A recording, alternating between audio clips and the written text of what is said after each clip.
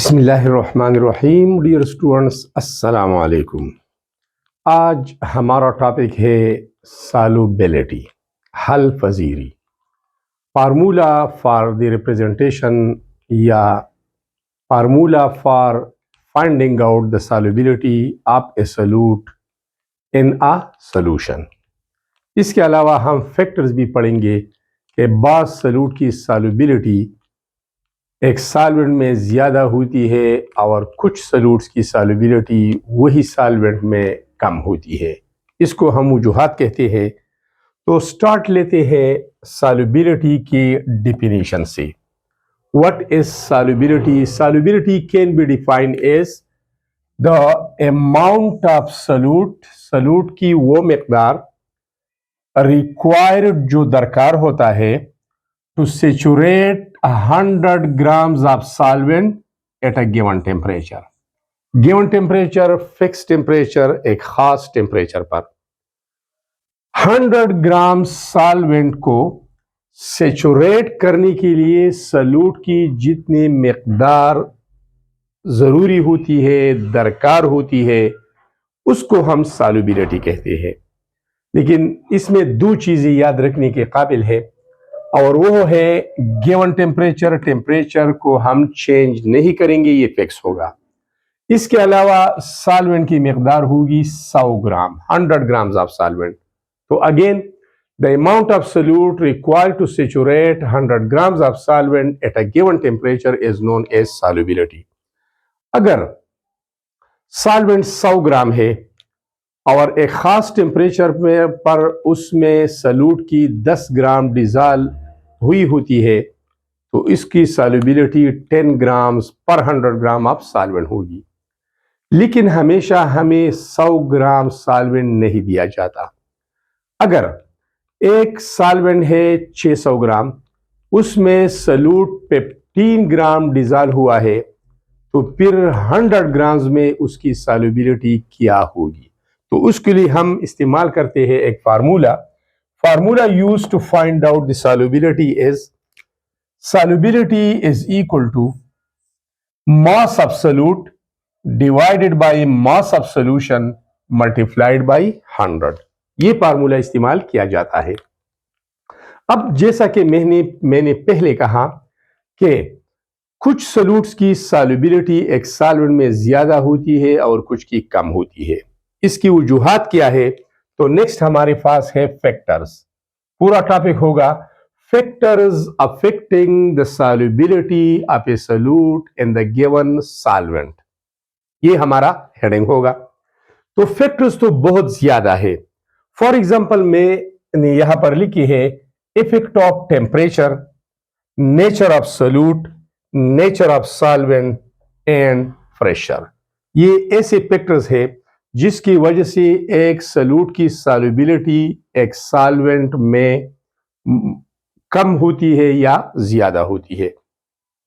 तो सबसे पहले डिस्कस करते हैं इफेक्ट ऑफ टेम्परेचर। क्या टेम्परेचर का क्या असर है solubility of A solute in a solvent? क्या टेम्परेचर ज्यादा करने से solubility of A solute in a solvent बढ़ती है या कम होती है, या टेम्परेचर का कुछ असर नहीं होता? तो जब मुख्तलिफ एक्सपेरिमेंट्स किए गए हैं तो 4 चीजें सामने आई है। Number 1, solubility of some solutes increases with increase in temperature. बस सॉल्यूट ऐसे है जिसकी सॉल्युबिलिटी टेम्परेचर बढ़ाने से बढ़ती है। Solubility of some solutes decreases with increase in temperature. बस सॉल्यूट ऐसी है जिसकी सॉल्युबिलिटी टेम्परेचर बढ़ाने से डिक्रीज होती है, कम होती है। और solubility of some solutes almost remains constant with change in temperature or with increase in temperature. बाज़ औक़ात कुछ इस तरह की सॉल्यूट भी मौजूद है जिसकी सॉल्युबिलिटी तकरीबन कांस्टेंट होती है। ऑलमोस्ट का लफ्ज 90% या इससे अबव के लिए इस्तेमाल होता है। इंतहाई थोड़ी सी बढ़ती है सॉल्युबिलिटी, इस पर भी बात करेंगे। इसके अलावा solubility of some solutes increases, first increases and then decreases again with increase in temperature.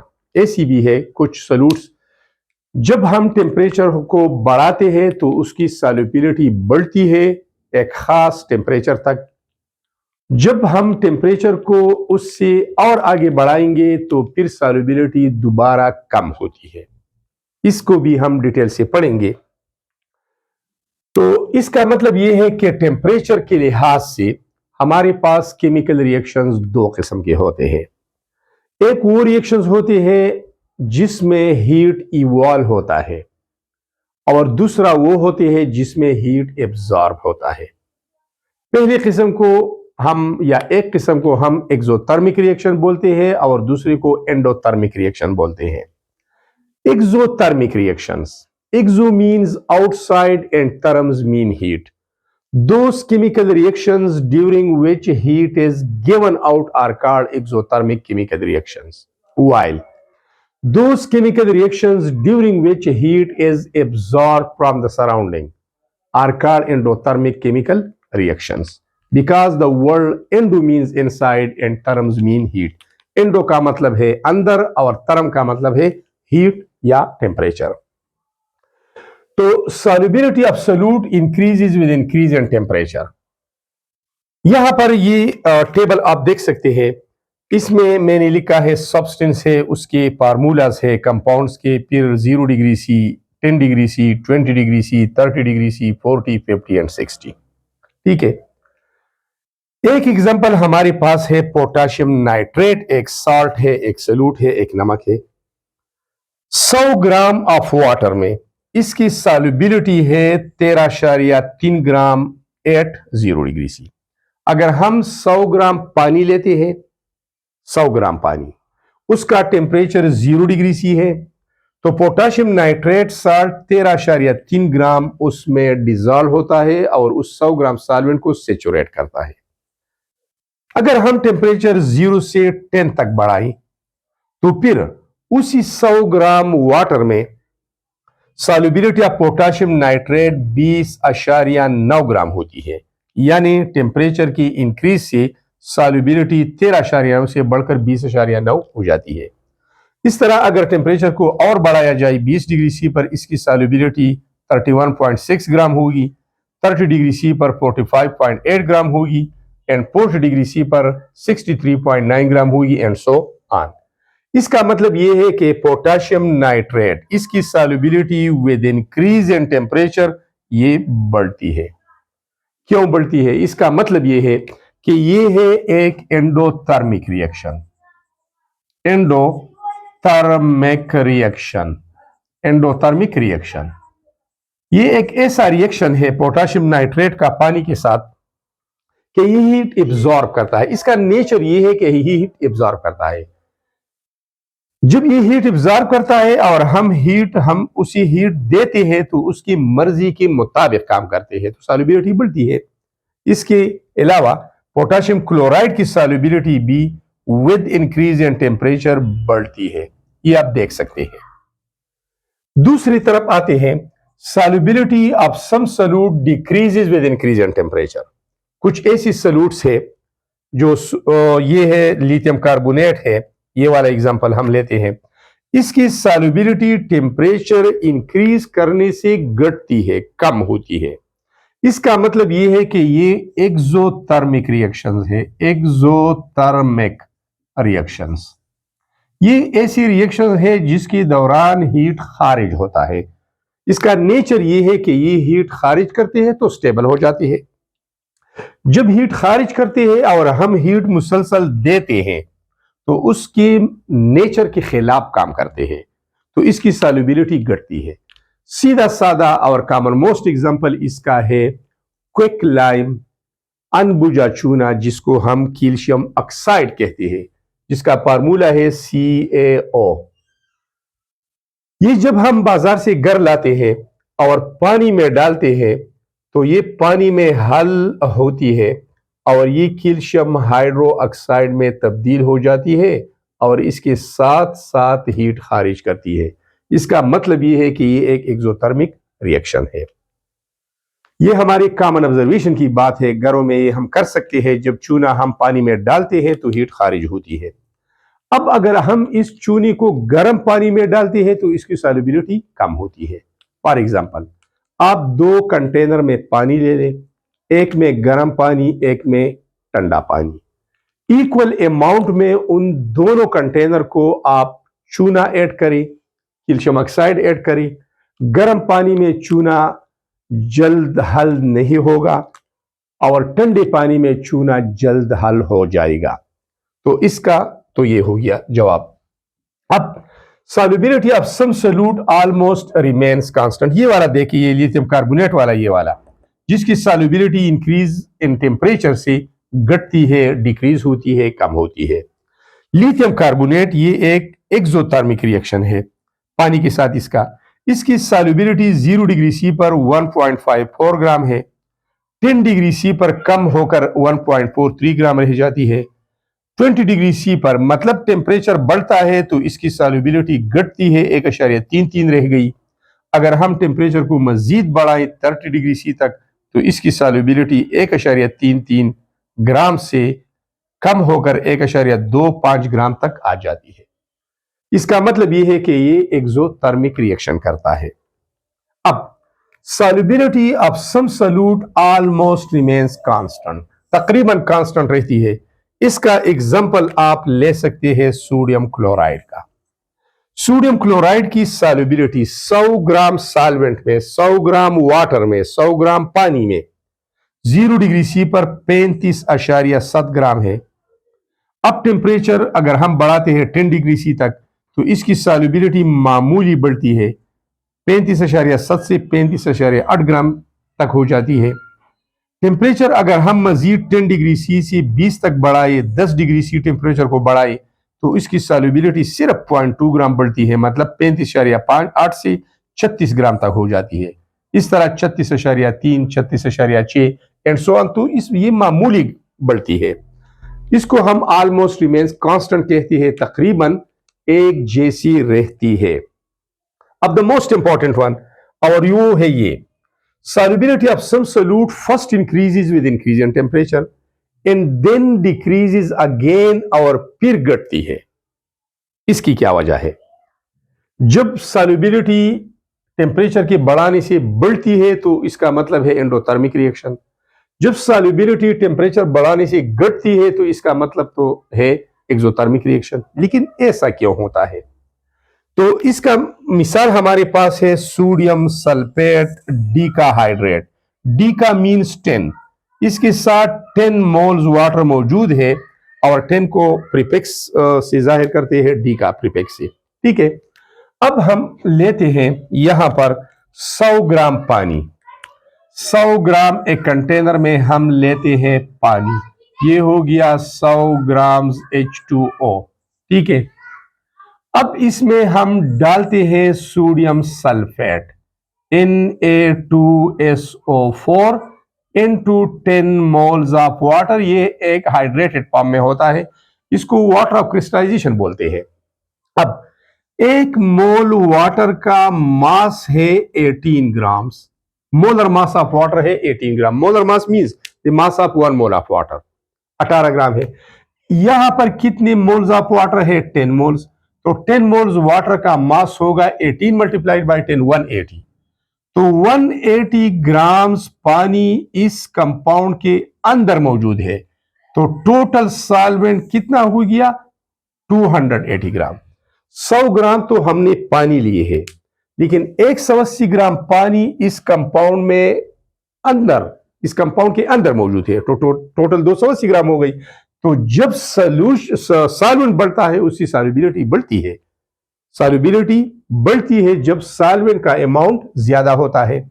अब इसकी सॉल्युबिलिटी 0 डिग्री सी पर 5 ग्राम है, मतलब 100 ग्राम पानी में 5 gram sodium sulphate at 0 degree C ये हल होता है। टेम्परेचर 10 डिग्री सी होता है तो 9 ग्राम, 20 डिग्री सी पर 19.4 ग्राम, 30 डिग्री सी पर 40.8 तो ये बढ़ती है। अब 31, 32 एंड 32.4 डिग्री सी तक जब आप आते हैं तो solubility of sodium sulphate decahydrate 32.4 degree C तक बढ़ती है। लेकिन जब टेम्परेचर को 32.4 डिग्री सी से ऊपर किया जाता है तो इसकी सॉल्युबिलिटी वापस कम होती है। क्यों वापस कम होती है? And then decreases again. ये क्यों? ये इसलिए कि 32.4 डिग्री सी तक ये कंपाउंड हाइड्रेटेड फॉर्म में होता है। जब टेम्परेचर को 32.4 से बढ़ाया जाता है तो ये वाटर मॉलिक्यूल इवापोरेट होते हैं। जब ये इवापोरेट होते हैं तो यहां पर 180 ग्राम वाटर इस सोल्यूशन में कम होते हैं और इस वजह से जो सोल्यूट हल हुआ होता है वो वापस नीचे बैठ जाता है, तो इसकी सॉल्युबिलिटी कम होती है। जरा देखिए, ये सॉल्युबिलिटी यहां पर 40 है, यहां पर 48 है, फिर यहां पर 44 पर आता है, तो इसका वजह ये है। अब आते हैं एक और फैक्टर की तरफ, और वो ये है कि एक ही सोल्यूट की सॉल्युबिलिटी डिफरेंट सॉल्वेंट में मुख्तलिफ होती है। मतलब सोल्यूट एक है लेकिन सॉल्वेंट चेंज करने से इसकी सॉल्युबिलिटी चेंज होती है। ठीक है, अब अगर सॉल्वेंट एक है तो सोल्यूट चेंज करने से भी सॉल्युबिलिटी वो चेंज होती है। यहां एक मिसाल मैंने लिया है, 2 कंटेनर से पहले ये डिस्कस करते हैं। 100 ग्राम ये वाला 100 ग्राम इथाइल अल्कोहल है, हमने इस कंटेनर में लिए है। 20 ग्राम इसका टेम्परेचर है, तो मर्क्यूरिक क्लोराइड की सॉल्युबिलिटी इसमें है 47.6 ग्राम्स। इसका मतलब है the solubility of mercuric chloride is 47.6 grams per 100 grams of ethyl alcohol at 20 degree C. अब मैं सॉल्वेंट चेंज करता हूं, इस इथाइल अल्कोहल की जगह 100 ग्राम पानी लेता हूं, टेम्परेचर वही है 20 डिग्री सी, तो इस पानी में मर्क्यूरिक क्लोराइड की सॉल्युबिलिटी सिर्फ 6.5 ग्राम है। तो सॉल्वेंट चेंज करने से सॉल्युबिलिटी चेंज हो गई। इसका मतलब है कि solubility depends upon the nature of the solvent. तो एक और फैक्टर हमारे पास आता है नेचर ऑफ सॉल्वेंट, इस पर भी डिपेंड करता है। नेचर ऑफ सोल्यूट, सोल्यूट की नेचर पर भी डिपेंड करता है। मतलब 100 ग्राम पानी में 0 डिग्री सी पर सोडियम क्लोराइड की सॉल्युबिलिटी 35.7 ग्राम है, लेकिन सक्रोज या चीनी की सॉल्युबिलिटी इससे मुख्तलिफ है। तो ये डिपेंड करता है नेचर ऑफ सोल्यूट पर, क्योंकि सोल्यूट के पार्टिकल के दरमियान इंटरमॉलिक्यूलर अट्रैक्टिव फोर्सेस मुख्तलिफ होते हैं। इसके अलावा सॉल्युबिलिटी डिपेंड करता है एक्सटर्नल प्रेशर पर भी। लेकिन एक बात याद रखना, the solubility of a solute in a solvent, the solubility of a solid or liquid solute in a solvent doesn't depend upon the external pressure because solids and liquids are incompressible. लेकिन solubility of gases increases with increase in external pressure. जितना भी हम external pressure को बढ़ाएंगे तो gases की हलपजीरी solvent में ज्यादा होगी। इसका एक सिंपल मिसाल है कोल्ड ड्रिंक्स या सॉफ्ट ड्रिंक्स, जिसमें कार्बन डाइऑक्साइड गैस डिजॉल्व होता है। अगर बैरूनी दबाव 1 एटमॉस्फेरिक प्रेशर है तो कार्बन डाइऑक्साइड गैस पानी में हल नहीं होता। अगर हम एक्सटर्नल प्रेशर को बढ़ाएंगे 3 से 5 एटमॉस्फेयर तक ले जाए तो फिर कार्बन डाइऑक्साइड की सॉल्युबिलिटी पानी में ज्यादा होती है। और यही वजह है कि कोल्ड ड्रिंक्स जहां पर पैक होते हैं तो वहां पर एक्सटर्नल प्रेशर को 3 से 5 एटमॉस्फेयर तक रखा जाता है। लेकिन वही कोल्ड ड्रिंक्स जब आम मार्केट में आते हैं, उसका ढकना, उसका लेड, उसका सिरा हम हटा देते हैं पीने के लिए, तो उससे वो गैस बाहर निकलता है, क्योंकि आम मार्केट में बैरूनी दबाव कम होता है। तो solubility of gases increases with increase in external pressure and decreases with decrease in external pressure. So students, these were all about the solubility definition, formula used, various factors which are effect of temperature, nature of solute, nature of solvent, and external pressure. Thanks a lot for watching the video. I am getting a slide. You should take a screenshot of it.